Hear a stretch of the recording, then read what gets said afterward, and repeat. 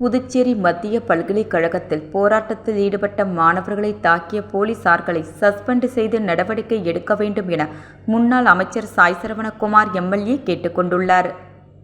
இதுகுறித்து சட்டப்பேரவையில் செய்தியாளர்களை சந்தித்த அவர், மத்திய அரசின் கட்டுப்பாட்டில் உள்ள புதுச்சேரி மாநிலத்தில் 51 மொழி பேசக்கூடிய 198 நாடுகளைச் சேர்ந்த மக்கள் இங்கு வாழ்கிறார்கள்.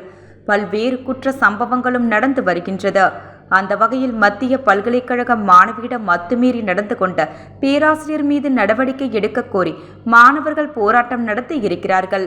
பாலியல் புகாரை விசாரித்து நடவடிக்கை எடுக்க வேண்டிய துணைவேந்தர் நடவடிக்கை எடுக்காமல் போராட்டம் நடத்திய மாணவர்கள் மீது தாக்குதல் நடத்தியது வன்மையாக கண்டிக்கத்தக்கது.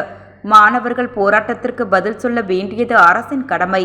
இதில் புதுச்சேரி துணைநிலை ஆளுநர், முதலமைச்சர், கல்வித்துறை அமைச்சர், சட்டத்துறை அமைச்சர் ஆகியோர் தலையிட்டு மாணவர்களை அழைத்து பேசி போராட்டத்திற்கு முடிவு காண வேண்டும் என வலியுறுத்திய சாய் சரவணகுமார், மாணவர்களை தாக்கிய போலீசார் மீது சஸ்பெண்ட் நடவடிக்கை எடுத்து விசாரணை கமிஷன் அமைத்து மாணவர்கள் பிரச்சினைக்கு தீர்வு காண வேண்டும் என அவர் வலியுறுத்தினார்.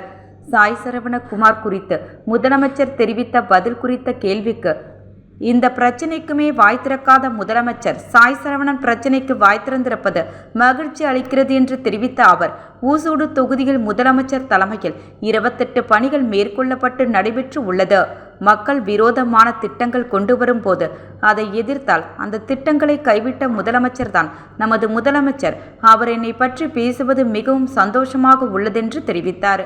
ஆதிதிராவிட நலத்துறையில் இயக்குநராக இருந்த இளங்கோவன் பணியிலிருந்து மாற்றப்பட்டு 1 மாதத்திற்கு மேலாக காத்திருப்போர் பட்டியல் வைக்கப்பட்டுள்ளார். இது எதனால் என்றும் அவர் கேள்வி எழுப்பினார்.